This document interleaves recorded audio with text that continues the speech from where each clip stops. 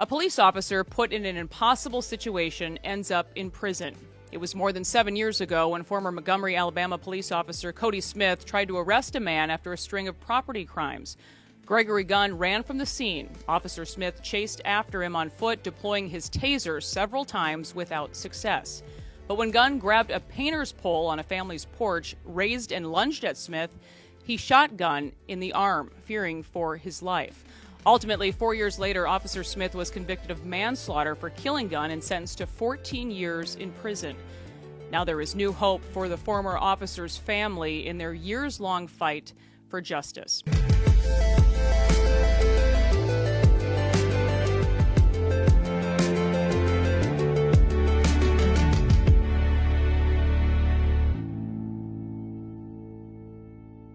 Former Montgomery police officer Cody Smith's wife, Ashley, is my guest on the podcast. Thank you, Ashley, for being here. Thanks for having me. You know, when I heard about your story, I couldn't help but think how similar it is to what we've watched play out in Minnesota here. A different justice system, it seems, in a way, for our police officers. But I know this happened in a red state, and I spoke a bit about what happened at the beginning here. But speak more to that. Take us back to that night. It was February of 2016. Just set the scene as these crimes had been plaguing the community there. So in Montgomery, this specific neighborhood was just known for having a high volume of crime. Cody was known for being very proactive on the streets as an officer and cleaning up areas that were high in crime. And so they had taken him out of his assigned district and put him on what they call a detail, and just said, hey, the crime here is out of control. The break-ins are rampant. We need you in this area stopping everything that moves. If you see something or someone looks suspicious, anything you see, stop it. Stop it and talk. Let's figure out who's committing these crimes. And so that's what he did. He went in that neighborhood. He was patrolling, and he saw someone walking down the street. He stopped them just to see, like, hey, it's 2 a.m. What are you doing out walking in the street? To start out, Mr. Gunn was compliant. And then as they were talking, he kept putting his hands in his hoodie pocket. During that conversation, for Cody's safety, he decided he should frisk him to make sure he didn't have anything in his pockets. He complied to the frisk. As Cody got to his waistband area, he felt an object, was unsure what the object was. And so during that, he radioed for backup because the guy started kind of sidestepping on the car like he was going to try to get away, and Cody could tell things were about to shift. And so he radioed for backup. As soon as he radioed for backup, Mr. Gunn shoved him and took off running. So the second that he shoved him, that changes everything. You know, that's a charge right there. So in the moment of the frisk, he might not have had a charge. But the second that he shoved him and took off running, you can't do that. You don't put your hands on an officer. And so he pursued him. During the pursuit, he continued to reach into that waistband area. At this point, he's still not sure what's in his waistband. So for his safety, he draws his taser, tells him to show his hands, continues to holler commands to stop. He continues to reach in that front area. So Cody tases him. He tased him 4 times. He was unresponsive to the taser, so he swapped to his baton. And he's striking him in large muscle groups as trained in the academy with the baton. He's unresponsive to the baton. At this point, they end up on a front porch, and he's done everything. He's tried all the non-lethal force to gain compliance when Mr. Gunn grabs a steel-enforced painter's pole. It's the middle of the night. It's dark. Cody doesn't know initially what he's grabbed, but he sees him bend over and go to pick up an object, a large object, and he hears like clanking sounds. So he's suspecting like maybe a shovels or something like that. So when he bends over and he comes up towards him, he can tell now that he's got some sort of pole. He's charging him with this pole. At this point, he's used everything else. He's used the taser. He's used the baton. He's put in a position where he has to draw his duty weapon to defend himself. Because if Mr. Gunn had incapacitated Cody with this pole, he could have taken his own gun and used his own gun against him. In a scenario like that, they're trained to respond. The second that Mr. Gunn armed himself with this pole, Cody was forced to make a decision to defend himself in the community. So he shot him, and as a result, Mr. Gunn passed from that shooting. And this autopsy, Ashley, shows basically, your husband's story completely checks out. I know body camera footage is very new. He hadn't been used to turning it on just yet. The department had only had it for a couple weeks, and it would have fallen off anyway in the chase back then with how body cameras were new to policing. But the autopsy shows 7 gunshot wounds concentrated around the arm that Gunn was using to hold the painter's pole. There's cocaine in Gunn's system as well. But how is the Montgomery, Alabama Police Department after this happens? It seems there are these headlines and such reinforcing the fact that he followed his training. They don't suspect anything will happen. Again, this is someone who's not complying, and there's all of these crimes happening in the neighborhood, and they can't just, let this guy walk away. So right after the shooting took place, Cody did go to Mr. Gunn on the ground and try to perform life-saving measures. He radioed for medics. He radioed shots fired first, obviously. He radioed that shots had been fired. He radioed for medics. He tried life-saving measures, and he pretty much knew at that point that there wasn't going to be any saving his life. So the first responding officer that showed up on the scene came to Cody was lying on the ground, and he was pulling on his uniform, on his shirt and his vest, trying to get it off of him because he said he couldn't breathe. So he was just kind of overcome by what had happened. And then immediately after that, he was told by investigators, almost immediately after the shooting, that it was going to be a clean shoot, that he followed his training, he did his use of force as he was trained to do, that everything was going to be fine. They went ahead and called him in for a statement. Within a couple hours of the shooting, he gave a statement. And now they don't do that anymore. That's not protocol. In an officer-involved shooting, they get, I think it's like 72 hours now before they're required to give their first statement. And so it was just it was handled very differently than how they handle things now. So he was initially told by investigators he shouldn't have a problem, that he followed his training. And then things shifted. The shooting happened on February 25th of 2016, and by March 2nd, they were arresting him and charging him with murder. And the Montgomery County District Attorney was up for re-election. Talk about how politics, in your opinion, played a role. I think that based off of Cody's training and how he handled the situation, I think it was fair for the department and the investigators to say he shouldn't have had any problems. He shouldn't have been charged or prosecuted at all. Ferguson was not long before the situation with Cody. There was a lot of rioting and stuff still going on, a lot of heavy politics in terms of police use of force. Our nation was just really taking a shift against law enforcement.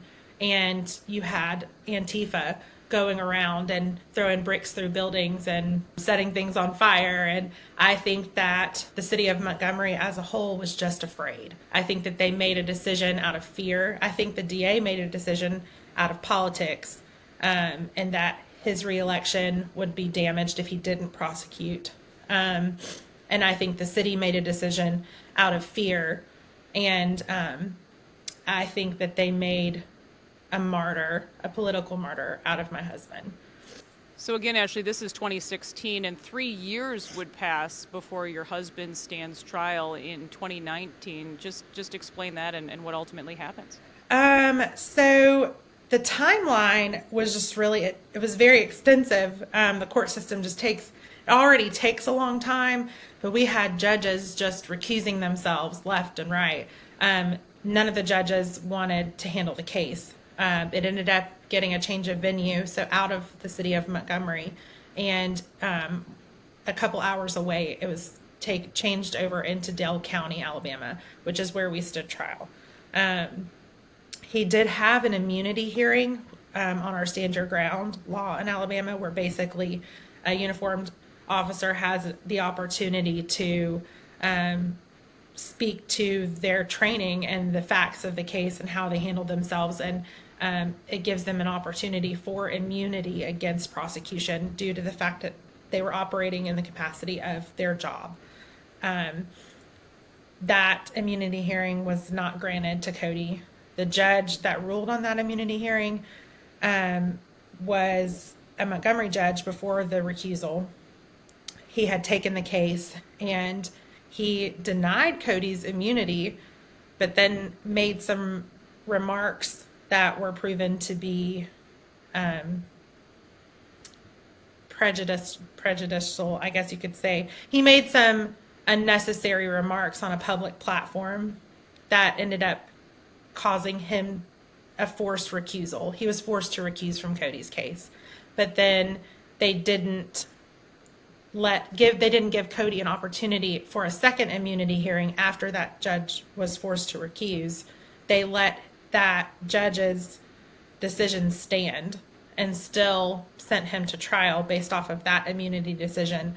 That's probably been one of the most disappointing parts up until Cody's conviction, was if you have decided that this judge is not able to handle this case without a prejudice opinion on the matter, how can you let the decision he's made prior to that recusal stand? That doesn't seem right, but that is what happened, and he wasn't granted an opportunity for another hearing on that. So we went to trial in 2019 in Dale County. It was 5 days. It was a jury trial. And on the 5th day, he was convicted of heat of passion manslaughter. So he was exonerated from the murder charge that he was charged with, but he was convicted of manslaughter. So it's January of 2020. I know that he's sentenced to 14 years in prison. You immediately file an appeal. He's released on an appeal bond in March of 2020. Then the Alabama Court of Criminal Appeals denied Cody's appeal. The Montgomery County DA requested the court revoke Cody's bond, and then he ultimately goes to prison in May of 2020. We're showing some headlines here from this story, but leaving you and your 3 daughters, I know you have 3 young children behind also, but just paint that picture, what it's like to have him gone now for the last year and a half and in prison for all of this. How are you coping, and how are your kids coping? So it's been tough. We actually had started a business, landscaping, after the conviction. He's a felon. So how are you supposed to kind of rebuild your life even on that 2-year window where he was out on bond? What do you do? He was a law enforcement officer. That was his passion. That was his job. So when that went away, how do you restart? So my parents helped us start a landscaping business, and he just kind of went into that. And we had a year, I guess, maybe not quite into that, when they revoked his bond. They actually revoked his bond prematurely based off of case law. His bond should have stayed in place until we had that certificate of final judgment, which actually wasn't issued until the end of 2022, or 1st of January 2023. So several months prematurely, his bond was revoked because the state just said it was taking too long. The process was taking too long. COVID had a lot to do with that. COVID hit the nation right after Cody came home on that appeal bond. So everything was just taking a lot longer than it normally would within the court system on appeal. So when they revoked that bond, they gave us 10 days notice, 10 days before he had to turn himself in. So we just kind of hunkered down and loved on each other for 10 days. And me and him went away for a few days of that time, and then came back and spent the rest of the week with the kids. And it was hard because I was like, what are we going to do? Have this life and these kids and this house and responsibilities, and how am I supposed to do all of this by myself?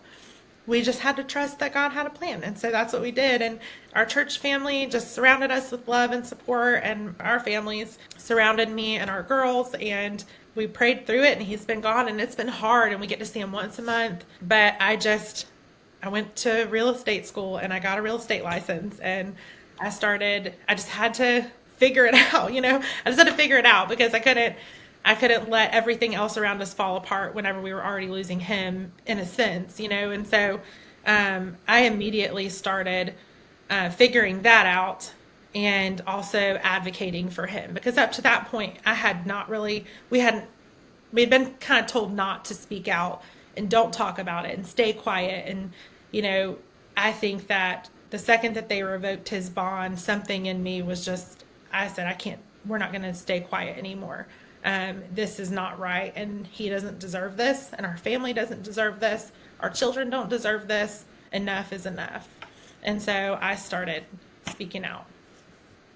No, good for you. I'm thankful that you have. What does Cody's story, though, just say about our justice system? It certainly has to have shaken you to your core and to what these men and women do to serve and protect each day.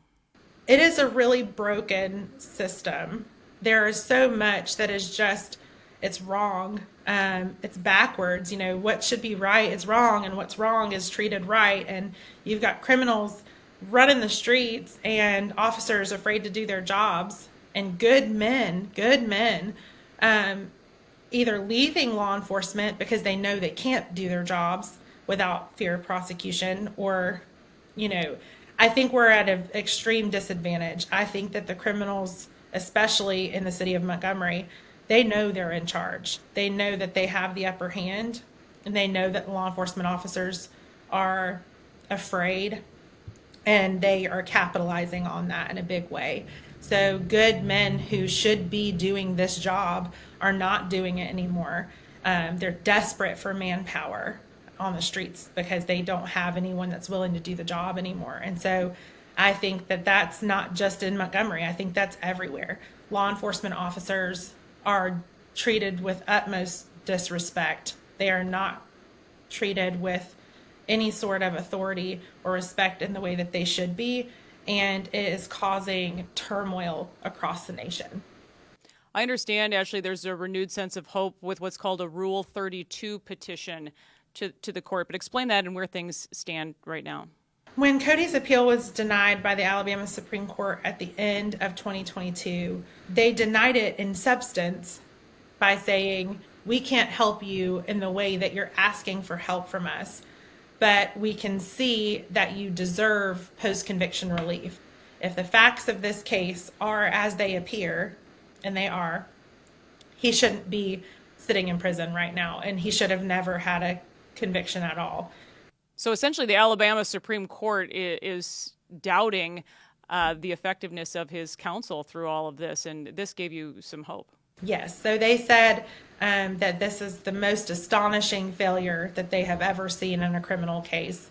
And based off of that, they felt like we should file something against our representation, stating the failures that they had during trial and some failures in the appellate process. Had they done what they were supposed to do, a properly instructed jury should have never convicted him of this crime, and they advised us to go forward with that. And from my understanding, that is the first time that the Alabama Supreme Court has ever used language advising someone how to move forward with, with a case, or basically legal advice. They told us, this is what we suggest you do. And so that's what we did. And we filed that last month, the end of last month. And then you're just waiting to hear where to go from here once the response, I know, is filed. I also wanted to point out that your plight caught the attention of the Pipe Hitter Foundation. It's a nonprofit dedicated to supporting service members, helping them find justice, and, quote, reforming a system that too often second guesses our heroes. This had to be something that gave you a little relief, but do you finally feel like your story's getting out there, that it will matter? And I think it's also important to touch on, too, Ashley, why is it important for people to pay attention to a case like yours? So, yes, the Pipe Hitter Foundation has made a huge difference for us. They've come alongside us, and they've rallied with us, and they're helping us tell our story, and their support in large has just been a tremendous blessing to our family. I think stories like this being told is so important, because I think it goes against the narrative that is so tremendously being pushed by the media and by politicians across the nation. I think it's only fair that people see both sides of the situation. This is a tragedy. It's a tragedy for the loss of the person who died the night of the shooting. I never want to be misunderstood as minimizing that loss. That is a tragedy. It shouldn't have had to end that way. But there are two sides to this tragedy, and what has happened to my husband unjustly is also a tragedy. And I think it's important. It's happening so much more than I think people realize. I have had people reach out to me from across the nation, different states, other wives whose husbands are in law enforcement, that are in very, very similar situations. And I think bringing this to light gives them the courage to stand up and speak out too. Well, Ashley Smith, we certainly wish you the best. Thank you so much for the time, and we'll continue to follow your story for sure. Thank you. Thank you, Ashley. And that will do it for this episode of Liz Collin Reports. We'll see you next time.